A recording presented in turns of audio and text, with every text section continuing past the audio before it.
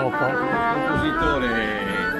Un compositore straordinario per quanto mi riguarda, soprattutto per la lucidità che aveva nel trattare gli strumenti, nel comporre e nel concertare quello che lui stesso aveva scritto. È uno dei pochi compositori con cui mi è capitato di lavorare che conosceva, perché sapeva perfettamente quello che aveva scritto e aveva già la percezione di quello che si sarebbe dovuto sentire. Ma lui ha scritto un concerto per flauto? Lui ha scritto un concerto per E a chi l'ha flauto dedicato?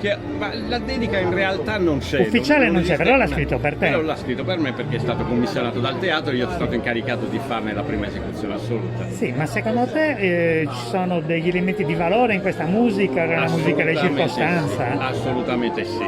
Devo dire che con gli anni lui è diventato più, non voglio usare termini impropri, non decorativo, però è diventato meno sperimentatore di quanto non fosse magari negli anni 70. Perché si era appropriato oramai di un linguaggio che ha cercato per tutta la vita. Esattamente. Benissimo, Riccardo, se io pubblico questo ho il permesso? Assolutamente sì. E allora ti ringrazio, ma non è finita qui perché ti disturbo ancora. Benissimo. Grazie e buon lavoro. Grazie.